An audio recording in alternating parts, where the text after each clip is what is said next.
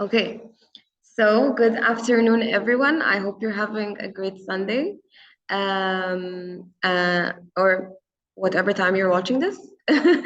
My name is Nada, and I work as a volunteer in the Berlin-based organization that organized the session and the conference that this session is taking place in, CuDi. And we as an organization work in the field of um, conflict transformation and civic education, and we do projects in a lot of different continents across the Eastern European countries, the MENA region, Central Europe, and Central Africa as well. This session is titled the European Fact-Checking Standards Network, and Mr. Carlos will be the one giving this training. Thank you so much for doing this. I will give you a brief, I'll give a brief introduction on what the session is going to include, and then I'll give the floor to Carlos. And yeah, so in this session, you will learn how to be a part of the European Fact-Checking Standards Network and to adhere your fact-checking organization to the highest standards of methodology, ethics, and organizational and financial transparency in order to best serve the public interest. I hope I did this justice. Of course, Mr. Carlos, you can go ahead and introduce yourself and give us an agenda of what we're gonna discuss today. Thank you so much. Thank you. Thanks a lot, Nada, and thanks to the conference for inviting me. I'm glad to be here. I'm Carlos Hernández. I'm the head of public policy at Maldita.es, which is a nonprofit that fights disinformation, a fact checker. We are based in Spain, but we are currently the leading partner in the European Fact-Checking Standards Network, where we are in the midst of creating a European alliance and self-regulatory code for European fact-checkers. And so far, it's going very well because we count on very active and very motivated organizations all around Europe. I will tell you more about that. But what's most important to know probably is that we will have a code of professional of standards for independent fact-checking organizations. It's already being voted. Actually, it should be, fingers crossed, approved this same week. And in January, it will start accepting applications for anyone who wants to join in fact-checking organizations. And it's clearly, it was for us a matter of setting standards and having better communication together and doing more things together and making sure also because, as you surely are aware, during the last few years, but particularly when it comes to the war in Ukraine in the last few months, there have been investigations about different actors, let's leave it there, that have been portraying themselves as fact checkers and in times of war, trying to debunk disinformation, but at the same time, because it's been proved by an investigation, for example, by ProPublica, creating the same disinformation that they were about to supposedly debunk later. So let me tell you a little bit about the project that, as I was saying, we are super excited about. This is to have a little history of it. There was a call by the European Commission to offer some funding to do some work around building a code of professional integrity for fact checkers. And then there were 6 organizations very well known in the field of fighting disinformation, I would say, 5 fact checkers and one with a wider focus, which is the Disinfo in several European Union countries, that we decided to make a consortium and give it a go and see what we could do with these resources in terms of having a code, but also having a code that wasn't.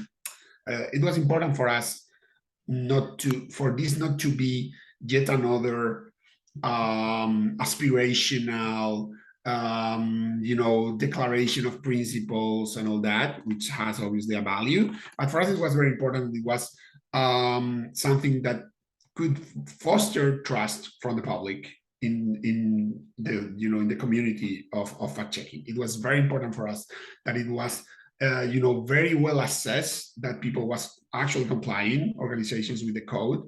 whatever the code ended up saying. And also that it could serve for some other purposes in terms of representation that could be useful to, for example, to better policies of finance information. Because most of my time I dedicate myself to policy issues within the disinformation sphere, and I can tell you, and anyone that has been following this debate can tell you that it's a red hot debate right now, but a debate in which many people, even with very good intentions, end up offering solutions that have failed in the past and haven't had the kind of impact we should be looking at. So why having a code was the first question we asked ourselves. We found, because we were surveying the European fact-checking community, that fact-checkers in Europe, fact-checking organizations, these independent organizations really wanted a voice. So before establishing your own voice in policy debates, for example, or any other debates, or setting standards, you really need to, clarify who is part of the group you are aiming to talk about, right, or to talk in representation of. Also, several institutions, public and private, and around the world, were looking for the kind of expertise that fact-checkers have, fact-checking organizations have, and they were having trouble sometimes talking to the fact-checking community, because we were a lot of organizations, sometimes only a few people with a lot of work, working in a small, most of them non-profit organizations. So it was hard sometimes for even the key stakeholders that wanted to have a relationship with us and ask about our insights and what we had learned about this information. It was hard for them to to get in touch with us. And we also thought that because we have this wonderful experience with the International Fact-Checking Network based in the US, in Florida, but and that set the standards and kind of verify those standards and give badges to different fact-checking organizations that declaring that the data would work, and they had been taken to an exam and see that they were doing fact-checking properly. But also we have this situation in Europe when our community was very mature in comparison with other parts of the world. We were very much used to work together and to advance in those standards. So it was important for us to we are having this moment where it was possible for us to go a little beyond what the usual standards had been, right? So what we had in mind when we started with this EFCSN thing, the first thing we wanted, and I think this was very important from us in the consortium, and we wanted to make sure that we wanted a Europe-wide aspect of it, and not a EU-centric one. I mean, because this started with grant money from the European Union. There could have been the idea that this could be a EU project or a EU-centered project, and we really know that this information really doesn't work like that, doesn't stop at the border of the European Union. We also know that we work sometimes in the same languages with organizations that are based in countries that are not in the European Union, and that we have similarities with those organizations that are made in Bosnia that can go deeper than with other organizations that are, say, in Ireland. The Irish fact-checkers are wonderful, but not trying to personalize this, but it made very little sense to limit this to the European Union. So we took like a wider, the widest probably interpretation of what Europe is. We said, no, every country in the Council of Europe plus Belarus plus Kosovo. So we would be sure that we weren't excluding anyone. We wanted for whatever came out of this, because we said, well, we want to write this code, but then if the drafting goes, if the communities agree, and they surely agree to this, it has to kind of give birth to an organization, which could be the European Fact-Checking Standards Network, that is democratic and is legitimate. And if it takes the role of speaking, in the name of the fact-checking community, it actually has the legitimacy to do so. So it had to have this dual relationship among members of being legitimate, having, you know, the kind of mechanisms to ensure proper representation. And of course, this all started with a mapping of the fact-checking organizations, an invitation to participate in an open consultation. We ended up with this massive group of 50 plus fact-checking organizations all around Europe. Some of them are IFCN members, some of them are not.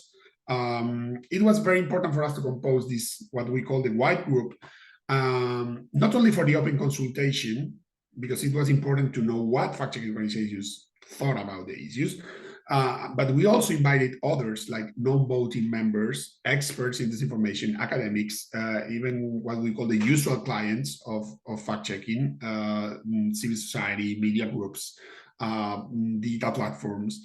All of them were invited as non-voting members. But the voting members, these organizations that form the white group, almost, I mean, to the best of our ability and our capacity and their capacity to talk with us, those are almost every fact-checking organization in Europe. It was very important because they were the ones who had to write the code and implement it, and it had to reflect their experiences, and it had to go, you know, we had to go to them all the time for consultation and legitimacy. These are the organizations that right now are voting, you know, up or down the code, and also that participated in different ways in its drafting, because it's the only way to get legitimacy, right?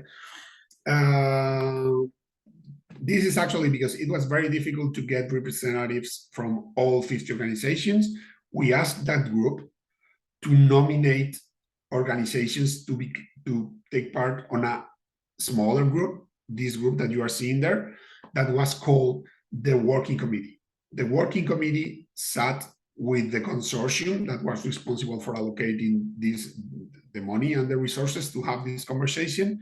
We sat in Oslo in June to go over the first drafts, to write, to improve text, to make additions, to negotiate sometimes, because it's important. You're going to understand it much better when I start talking precisely about the kind of standards we're talking about. There is really nothing philosophical about it. They are very clear. They are forcing organizations to make tough choices in terms of, these are my top sources of revenue. These are the people I do business with. These are the methodology I commit my organizations to do. So sometimes it was a strong conversation, because not everybody has the same ideas about what's better for the community, but it was intense and it was good. And this is the group that produced a draft that then went through several rounds of amendments by the large group, the all 50 organizations. But these were elected democratically by the group, by the large group, the white group, we called it. So it had some legitimacy in the end. So we settled on 3 different kinds of standards that were methodology, that had to do with methodology, ethics, and transparency. Those would be, according to the consensus in the room, the 3 most important aspects to define what a fact-checking organization is, finding this information, right? Like to have credibility, where do we have to focus? The answers were around those 3 categories. So for example, not to go over all the methodological rules we set for ourselves, if again, this should be approved and it's being voted as of now, I really do think it's going to be approved by next week, that when the voting ends. But the methodology that says that these organizations, to be part of the European Fact-Checking Standards Network, have to concentrate on topics in the public interest, following a clear and transparent methodology that explain why, how certain issues are selected and investigated. This is like the music, but the lyrics are very precise. You have to explain exactly why you pick some claims to fact-check and not others. You have to have a consistent methodology to choose to pick among them that cannot be like whatever the editors have in mind or something. And those rules govern the way you do investigations, the way you pick your sources and inform your readers, in this case, about possible conflict of interest by your sources, the way that you have to make explicit any conflict of interest those sources might be. It could be interesting to know if you are using an economist to have a take on a debunk. It would be useful to know that he or she worked on the Ministry of Economy of the country during the last government, that kind of thing. Some of these rules are even about editing, like how many rounds of overseeing a fact check has to go through before being published, about style, like avoiding overly emotional language that can position your reader. So it was a thorough way that had to be accompanied by this kind of other rules, the rules about ethics. So again, the text, the preface, you could say, says something to the effect of must operate on the basis of strict ethical standards in order to protect independence and credibility, respect privacy, all that. But then the rules are very much clear, as I was saying. Rules on non-partisanship, about who you can employ and who you can't. If for example, if you can hire only government officials to do fact-checking, that's a no-no. How you preserve your independence, how you are supposed to do or don't do advocacy. And there are rules against, getting on lobbying or advocacy for purposes that are not directly related to being a fact-checking organization. The privacy and safety of the subjects or your fact checks, the fact that you must have an honest correction policy when you commit a mistake, because at some point you are going to make a mistake, and you have to be very clear about, we see it all the time in the you could say regular or traditional media, that you made a mistake and you edit it and that's it. But because we are very familiar with how this information moves and how screen images move, and how people is not always there to see what your last edit at the test was. It was very important for us to be super clear, blatant, and sometimes a little harmful when it comes to making our own corrections when we fail, right? Like to make sure in the same format, in the same social network where you have been sharing the content, for example, that you made a mistake, you misidentified this or that, and you change your conclusions because this or that, and hopefully this will happen very, very, not really often, but it's important for us to be kind of brutal with ourselves when it comes to mistakes, because all fact checkers have is their reputations about being, a little less casual with the truth than other actors in the information scene. So we have honest corrections, we have a policy on complaints to make sure that every organization can receive, say, ideas or suggestions to claim this or that, but also how it manages the complaints it has about, no, this fact check has not been fair to me, or hasn't contained the information, how that goes into the workflow of the organization, and even if the EFCSN, if the has to get involved at some point, it's good to have this kind of procedures to make complaints.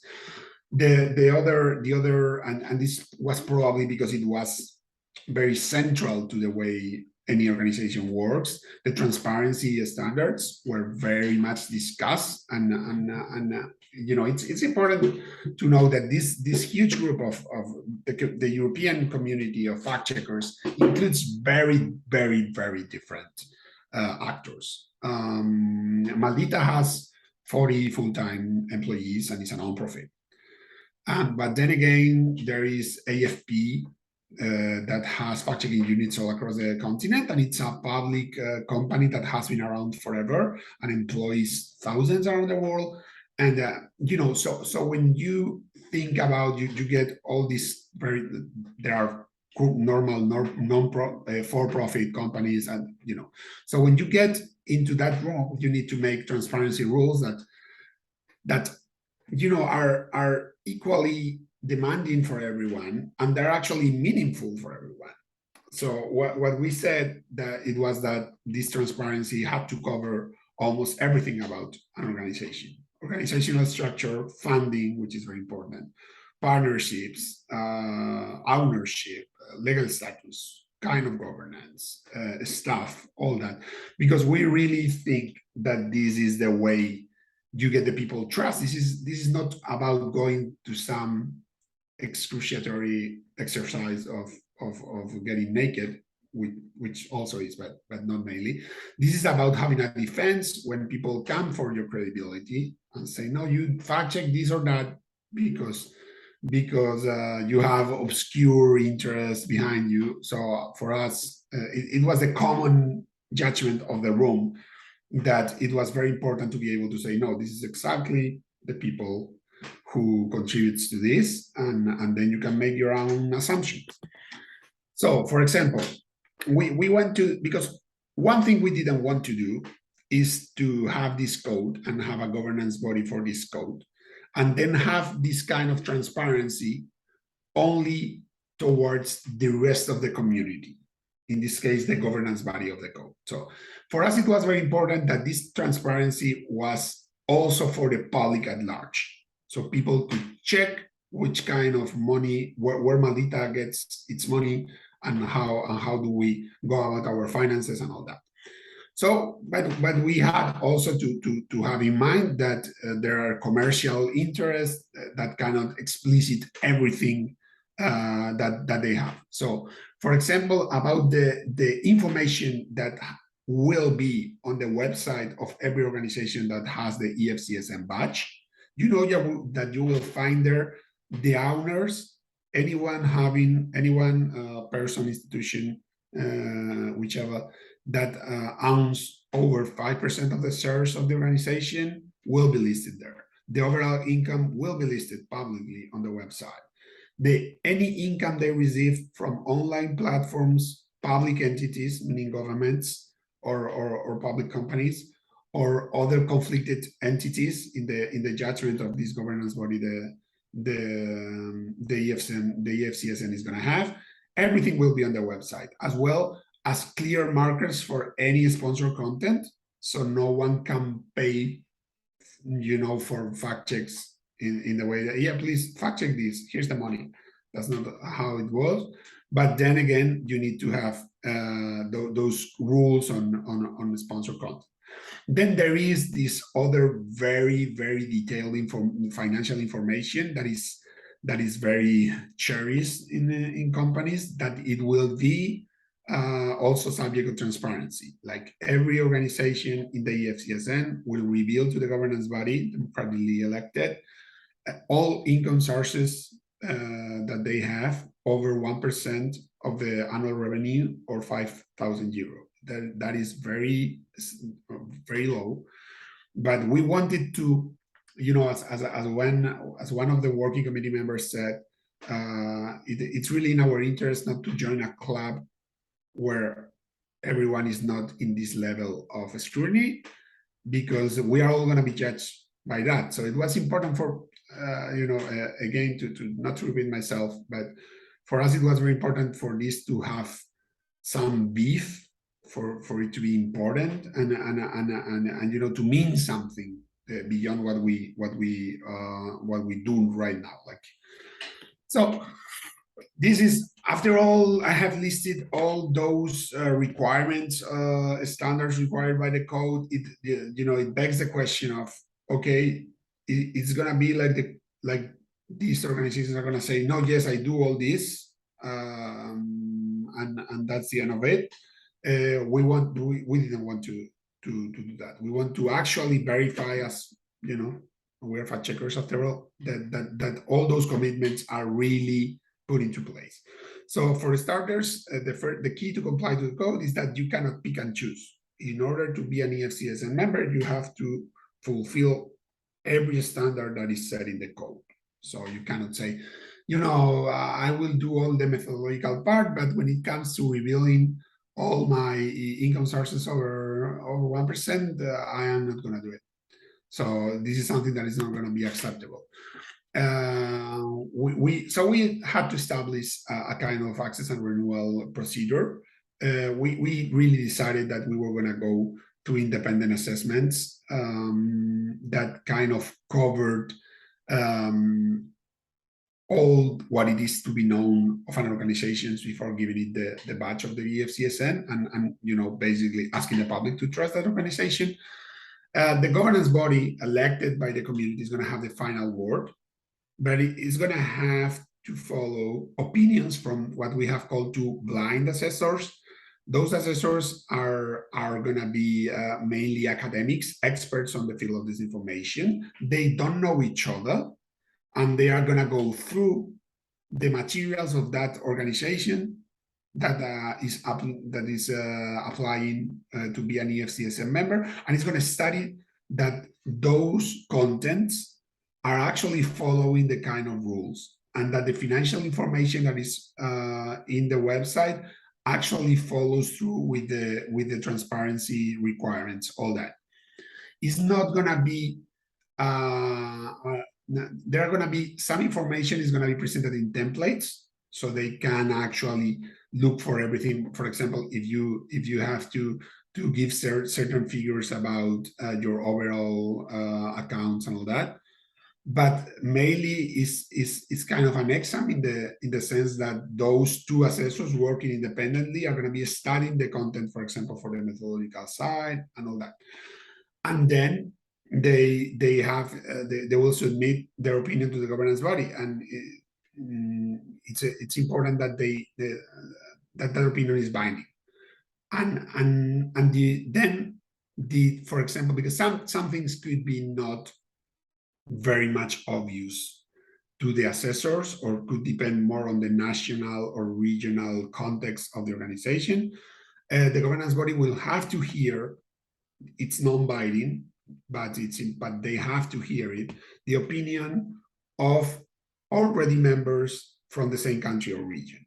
Because sometimes in our experience working in other large international organizations, you could have all your paperwork in line, but then it might be that someone from the country tell you, but for example, the founder is a well-known connection of the security forces here. And this is the kind of information that sometimes an academic expert in this information might not be able to reveal on the first side.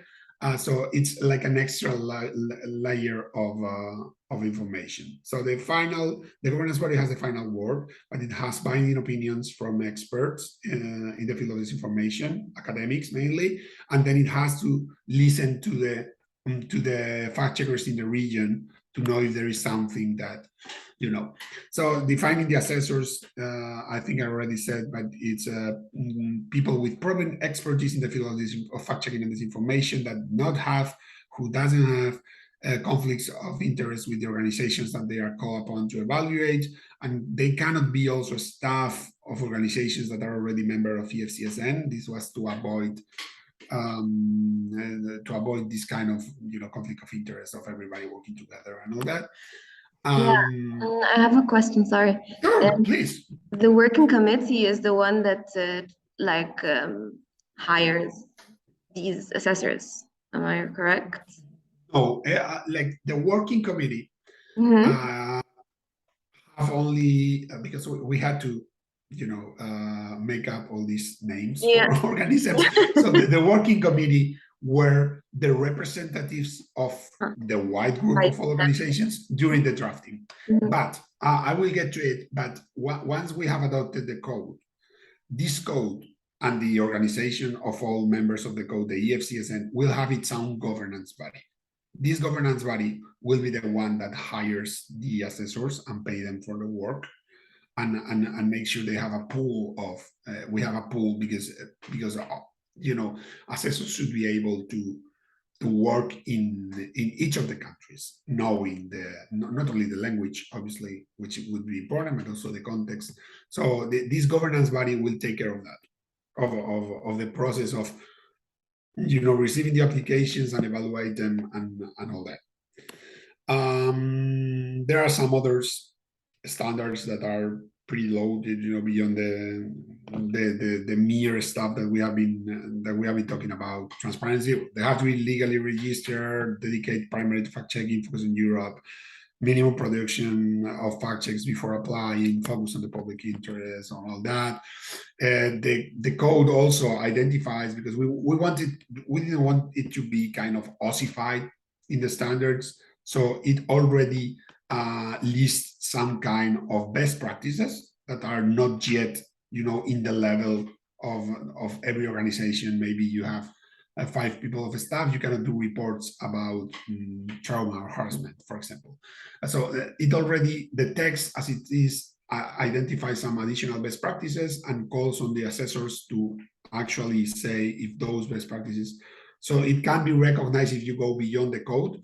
And also, with a look into the future, it would be wise to know that if everybody is following on those best practices in the renewals of the code after a couple of years, they could be demanded as compulsory, which is, I think, the way to go.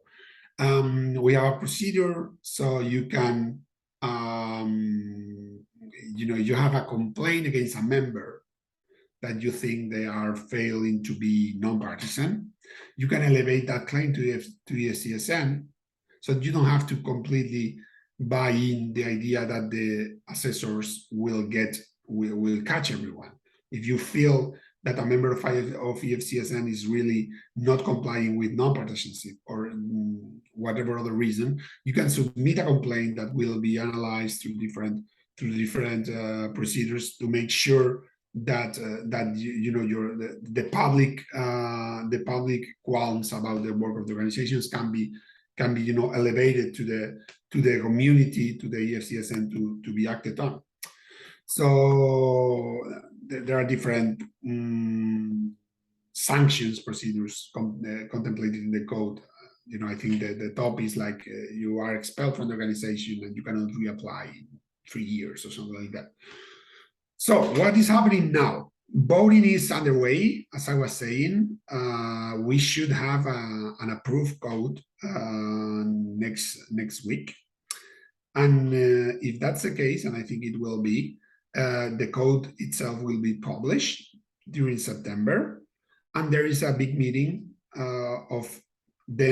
right now there are no working committee, no representatives. Like every organization in the white group is invited to an in-person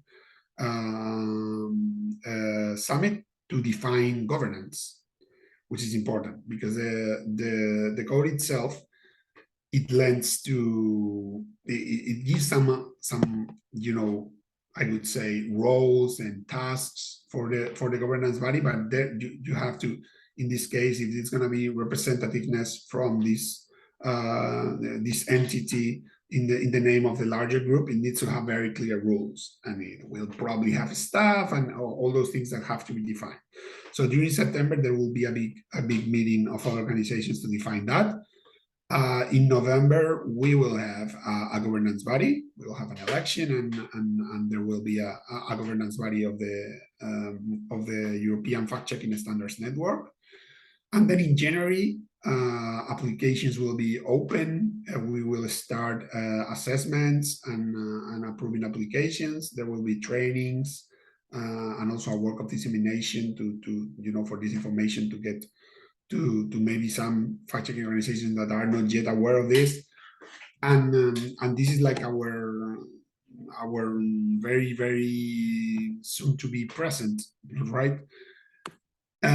So I really wanted to leave it here, see if there are some questions about anything, about the code, about the procedure, about how to get in, if there is any help. For example, I can say if there is any fact-checking organization out there listening that says like, "Whoa, this might be useful for me. This might get me inside a network that could improve my work and give me opportunities to grow and all that." There will be, after the organization start accepting applications in January, there will be trainings for 6 months and other kind of opportunities if there are some things in the code that some organization doesn't know if they can yet commit to or have the capability to go through, there will be trainings and other helps. And well, this is all from me. Can I have a question? Yeah, thank you so much, first of all, for this presentation. It was very fruitful, and you know that sometimes you cannot even follow because there are a lot of new information, which is, I think, great. Yeah, so I will definitely put it in my calendar, the January date. And the question is a bit broad. There is also like a law on the data protection, and differently we are moving towards to the situation that data is more and more like into security zone.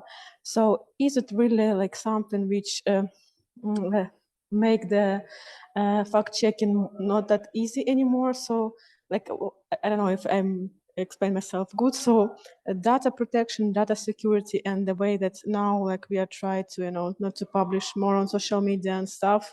So is it something which like make a work of fact checker harder? Definitely, and we have seen this during the Ukraine crisis. Fact checking is getting much harder in terms of we have the need has appeared for us to talk about data security, hacking. Even the fact check itself has grown much more complicated in terms of having to use OSINT tools and all that to be able to do a debunk. So that was partly one of the aims going into this process. Like, it's going to be very hard for fact-checking organizations to be able to be up to date, to do their jobs and obtain the kind of training and knowledge they are going to need in the coming years if they don't have an entity that is larger that can offer these kind of trainings and can kind of empower smaller organizations to go that way, right? To organize the kind of even sometimes not even training, sometimes common conversations and reflections among the community about these kind of issues that you were mentioning.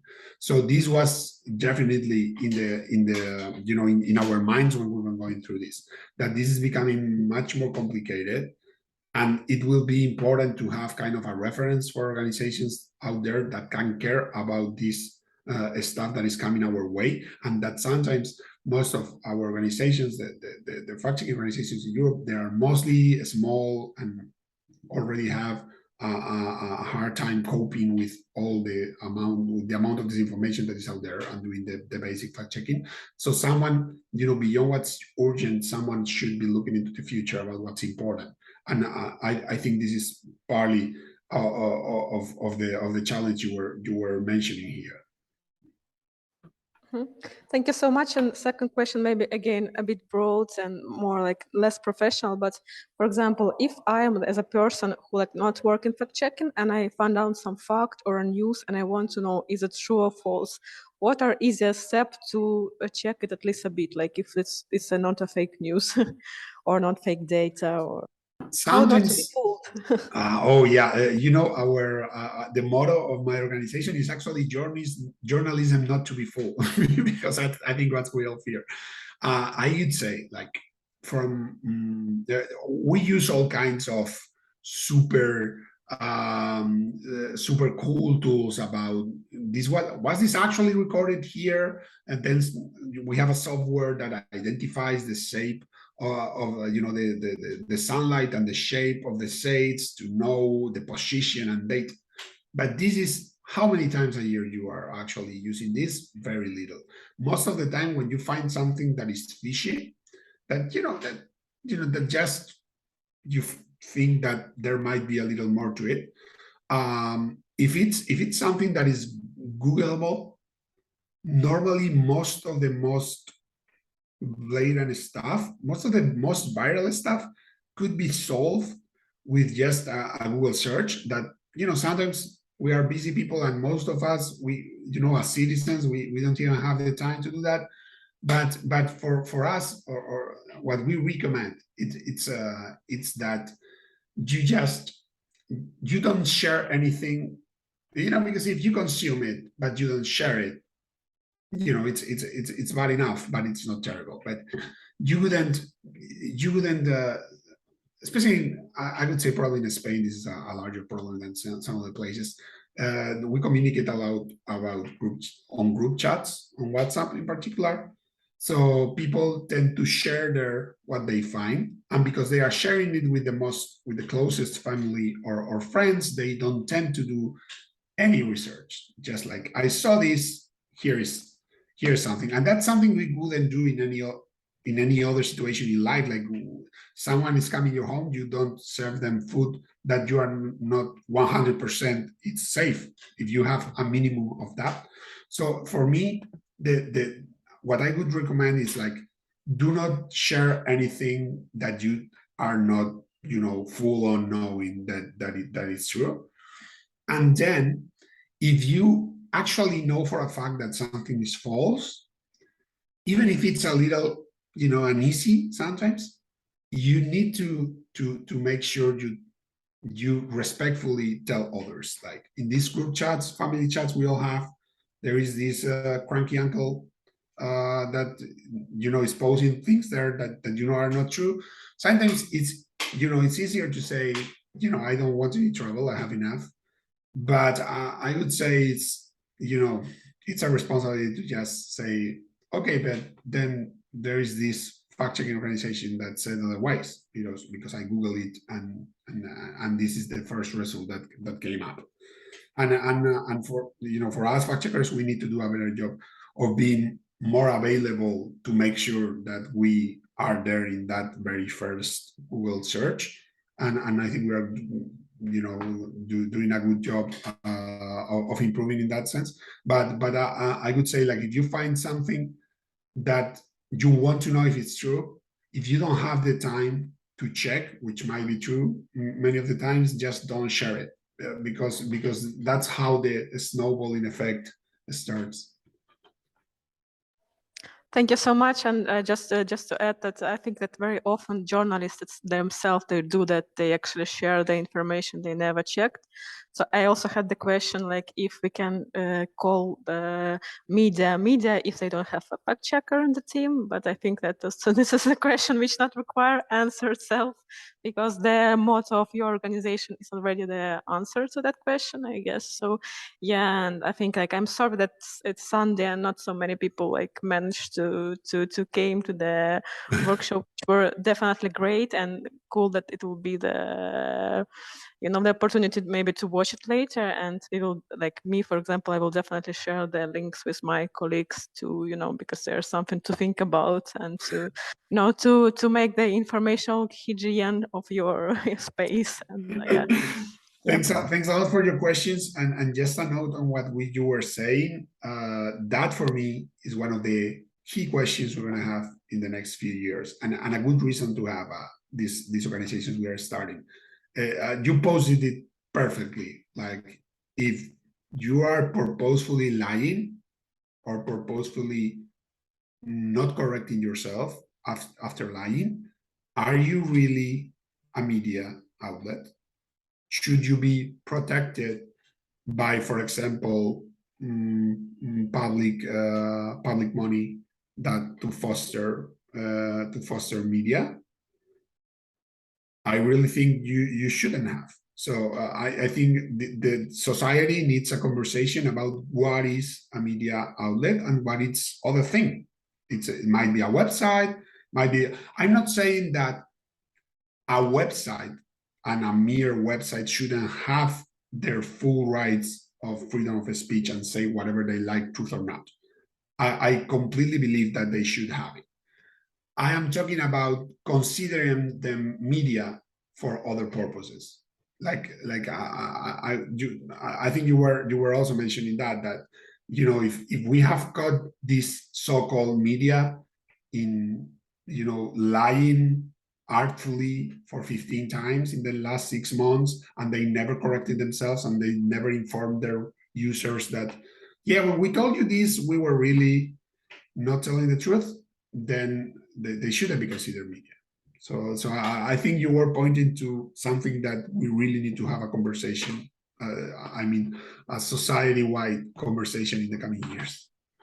Yeah, but okay, very last point. So I'm very happy that you have the email on the presentation. I will definitely contact your organization because I'm from Ukraine, and it's something we also try to do to promote the idea of check the information, not just consume it. So I think that just the moment I will have like concrete, suggestion to do something together, I will write you the email. Thank you. Absolutely. I'm actually, in case it's you're more direct, I'm putting my email here in the chat, and anything you might need, I'm there. We are actually trying we have cooperating with some organizations in Ukraine, and we will be super happy to know you, of course. Yeah, great. Thank you. Thank you. Okay. I don't know if there's anything else. If not, it's been a pleasure to be here talking about EFCSN, and you all have my contact information, and any other doubt, question that might arise, any not only about EFCSN, fact checking in general, policies about this information. I'm always very happy to engage.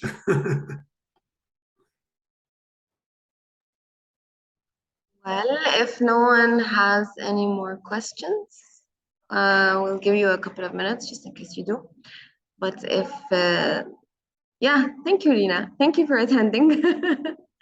And yeah, thank you so much for giving us this lecture. It was super fruitful, and hopefully in September everything the rules will be adopted and everything will go fine. And yeah, I look forward to reading it once it's published. So thank you so much for bringing this to our attention. Thank you. It's been a pleasure. Happy to meet you.